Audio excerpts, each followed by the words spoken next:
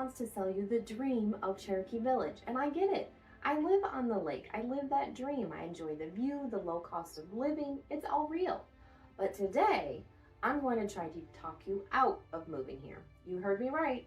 If you're looking to retire, there are 4 specific deal breakers in Cherokee Village that many real estate agents are terrified to tell you about because they don't want to lose out on the commission. But I want you to have a retirement that you can actually enjoy. If you can watch this video and still say I'm in, then you'll know that you're making the right choice. But if you ignore these factors, you might end up with a house you can't sell and a lifestyle that doesn't work for you. Let's get honest about the risks. Let's start with the physical land. Cherokee Village is in the Ozarks, so that means mountains, but we are in the foothills of the Ozarks, so it's not mountainous, it's more hilly. It's definitely not flat. It's very beautiful, but that beauty comes with a vertical price. Many of the most affordable lots and even some of the premium lakefront ones can be a little bit steep. So if you're in your 50s or your 60s, walking down 40 steps to your dog or navigating a 30-degree driveway in winter doesn't feel like a big deal. You can be active, you're strong, you're still in good health. But if you fast forward a few years to your 70s or 80s, you may have had a knee replacement or hip surgery. And along with that, if your master bedroom is on the 2nd floor, or you can't even get your groceries from your car to your kitchen without climbing a flight of stairs, that dream home becomes a prison. So let me know in the comments below, is a single level home a non-negotiable for you? Or would you rather have that basement for a safe room or storage? Here's my honest advice. If you are looking for a forever home, do not buy a steep lot just because the view is 10% better. You want to prioritize that one level home where that you can have a flat level entry. And since we have 4 seasons here in Arkansas and north central Arkansas, you're gonna have to be prepared for ice. We're actually getting a storm here real soon and it's threatening snow, lots of inches of snow and some ice. So a steep driveway in Arkansas isn't just inconvenient, it's dangerous and you may not be able to get out for a few days, possibly weeks. So if you buy here, look for a flat lot. It may cost a little more up front, but they pay for themselves in longevity, not only with your resale value, but also how much you can actually enjoy your home. Let's talk about your heart, your joints, and your peace of mind. Healthcare. We are in a rural area. That is part of the charm. No traffic, no smog, everything's a little bit slower here. But that also means no medical complex next door. We have a local ER. It's actually right across the street from my office. It's the only satellite ER in the state of Arkansas. And it does have facilities also for specialists to come. Usually once a month they come to the office and use the facilities. Plus you can also get like x-rays, MRIs, that kind of stuff. So it is a great facility to have. And also there's plenty of primary care physicians and things like physical therapy and counseling. There's plenty of that stuff, but do not have a hospital right here in Cherokee Village. So if you get something urgent, like a broken arm, the fuse, stabilization, you're covered. It's just a few minutes away from Cherokee Village, most homes in Cherokee Village. However, if you have a complex condition, like you have cancer, or you have a heart doctor or a neurologist that you see on a regular basis, you need to know that you're gonna have some drive time. You're likely looking at a trip to Jonesboro or Mountain Home or Batesville. Those are where the major medical centers are. They're about an hour, maybe a little bit. Jonesboro's a little bit more. You might even have to go to Little Rock where the University of Arkansas has a hospital, which is more than 2 hours to get to that hospital. So if you require weekly visits to a specialist, that 2-hour round trip to Jonesboro can get old fast.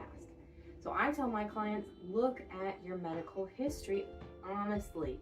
If you're generally healthy, the system works great. It works great for me. I have no problem with it. You need level 1 trauma center within 15 minutes. Cherokee Village is not for you. I would rather lose a sale than have you be unsafe. Now let's talk about money. People move here because it's incredibly affordable compared to Florida, Arizona, or anything on the coast. Property taxes are shockingly low. But trust me, you need to know about the gotchas. There is the SID fees, that's the Suburban Improvement District.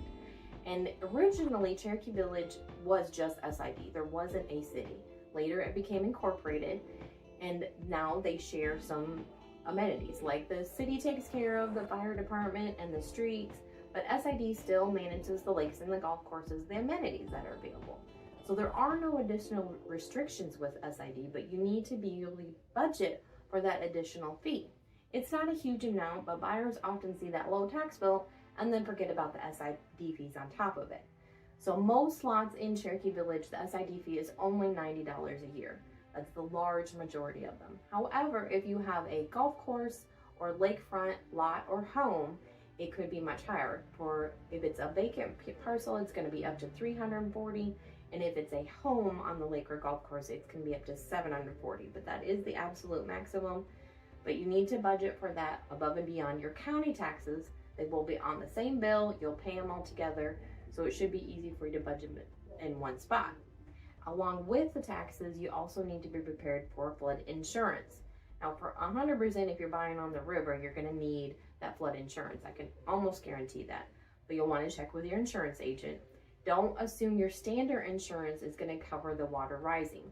I've seen plenty of people come down here, fall in love with that river home, and then get hit with a flood insurance quote.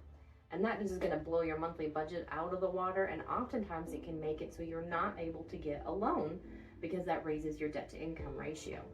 So make sure you check on your insurance once you get either your home under contract or even when you're doing your due diligence before you buy.